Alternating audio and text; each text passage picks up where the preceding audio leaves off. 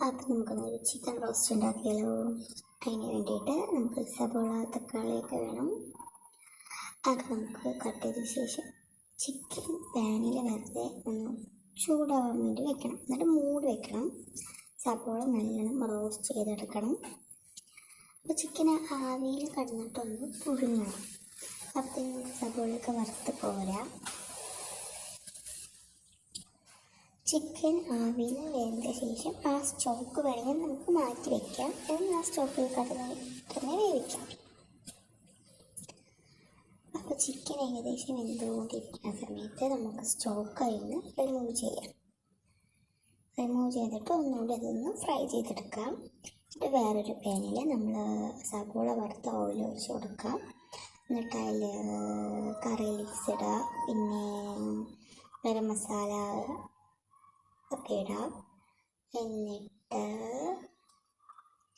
എന്നിട്ട് നമുക്ക് സബോള തക്കാളി ഇട്ടിട്ട് നന്നായിട്ട് ചൂടാക്കണം. നന്നായിട്ട് അതൊക്കെ ഒന്ന് സ്റ്റീം കയറിയിട്ട് നന്നായി കുക്കാവണം. എന്നിട്ട് നമുക്ക് ഇഞ്ചി വെളുത്തുള്ളി സബോള പേസ്റ്റ് അതൊക്കെ നമുക്ക് അതിലിടാം. എന്നിട്ട് നന്നായിട്ട് മിക്സ് ചെയ്ത ശേഷം നമുക്കതിൽ ചിക്കൻ ഇടണം. നന്നായിട്ട് മിക്സ് ചെയ്യണം.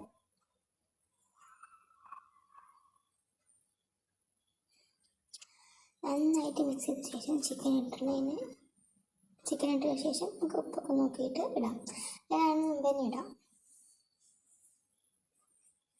മഞ്ഞൾപ്പൊടി, മുളക് പൊടി, കാശ്മീരി ചില്ലി, പിന്നെ ഇതിൽ വേറൊരു മസാല ഇട്ടിട്ടുണ്ട്. പിന്നെ ചിക്കൻ ചില്ലി മസാല.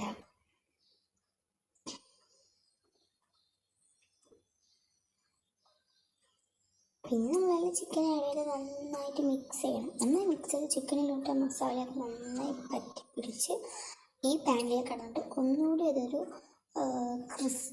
നല്ല സ്റ്റിഫായിട്ട് ബോയിലാവണം ചിക്കൻ.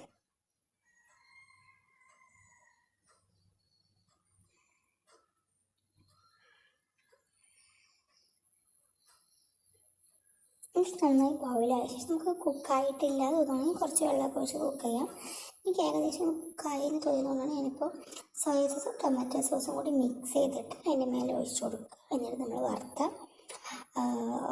വറുത്ത ഓണിയൻ നമുക്ക് അതിലിടാം. എന്നിട്ട് നന്നായിട്ട് മിക്സ് ചെയ്ത് ഒരു 15 മിനിറ്റ് നമുക്ക് ആവിയിൽ നന്നായി സ്റ്റീം ചെയ്യാം.